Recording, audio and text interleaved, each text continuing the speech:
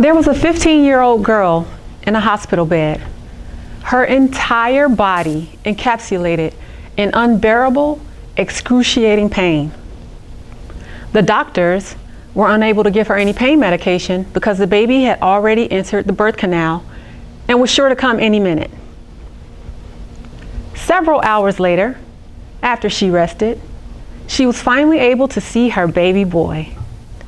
And as much as she loved babies, she was surrounded by 4 baby sisters at home, 3 under the age of 3. She had mixed feelings about this one. Although she was sure she loved him, he was the evidence of her failure. And by extension, the source of her parents' failure as well. How could this happen to an honor roll student and star athlete? People whispered. Where did I go wrong? Her mother pondered. How am I going to go to college? The girl thought. Not wanting to be an additional burden to her parents, and knowing that she could not provide the life her baby boy deserved, she decided to place him up for adoption. And that night, she held him all night and cried and cried and cried, hoping for the chance to see him again someday and praying that he would have the life that she could only dream of. So what is failure? There is no shortage of descriptions for what people constitute as human failure. Divorce, dropping out of school, losing a job, imprisonment, bankruptcy, infertility, and on and on and on. We currently view human success and failure linearly as a 2-dimensional paradigm. It's like being on a ladder and there are only 2 paths, up and down, where up equals success and down equals failure. But here's an idea. What if, instead of looking at failure as the inability to achieve some metric that society imposes, or essentially falling down a ladder, we see it as something else, a multi-dimensional paradigm, like a particle suspended in midair, its path possessing a number of possibilities. If you can agree that none of us begin life as failures, but rather, as an old childhood song says, a great big bundle of potentiality. Thank God the light bulbs are still in place.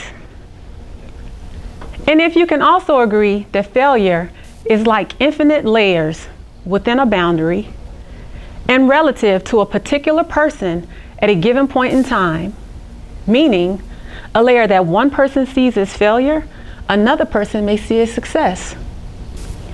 In such a case, failure does not mean hitting the bottom, right?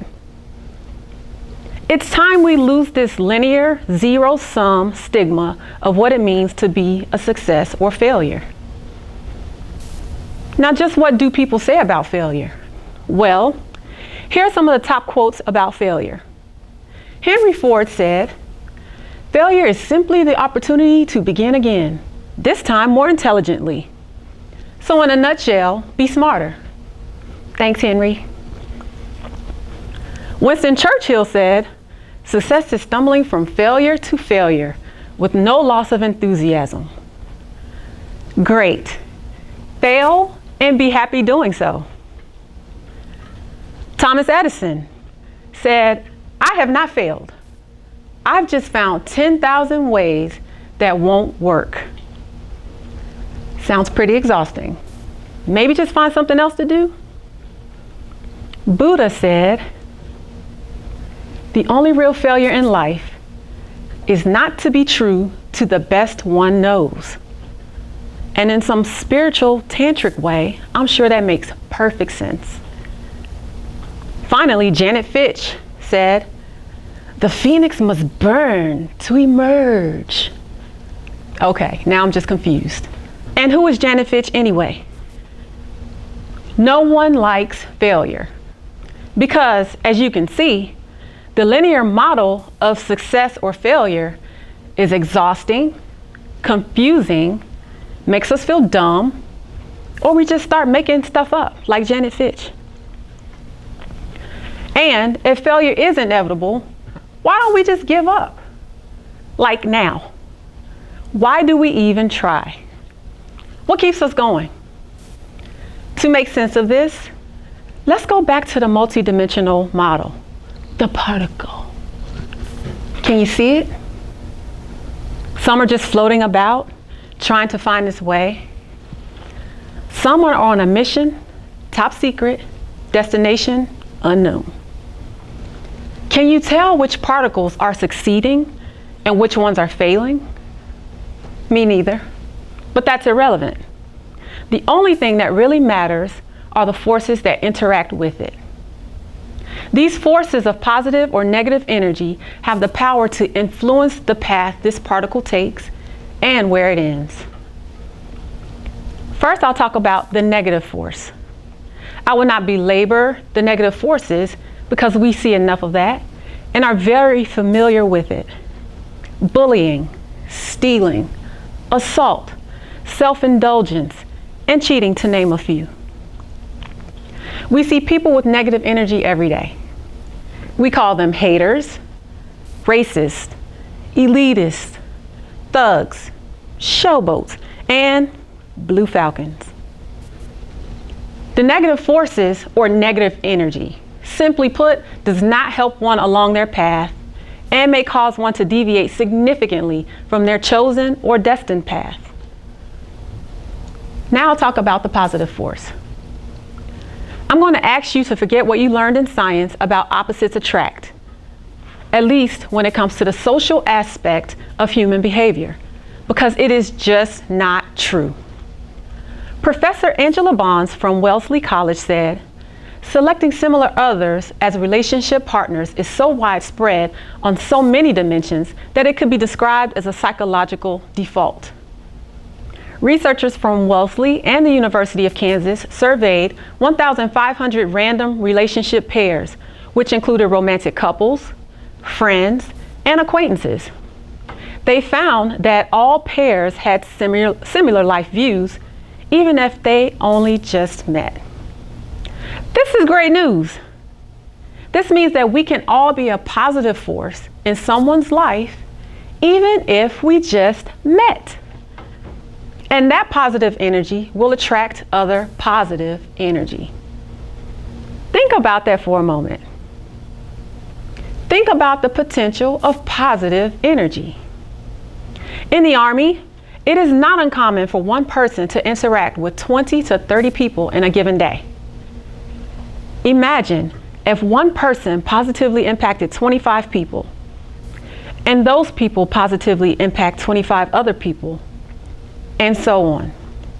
In fact, many human social movements around the world started as a small positive force. A positive force and positive energy can be powerful. And here's more good news. Every one of us can have a powerful impact on someone's life, and it wouldn't cost a thing. I'm asking that you consider doing the following 3 things. 1, have empathy. 2, speak positively. And 3, give a helping hand. That's it. And it won't cost you a cup of coffee per day. This force can help push others along their path.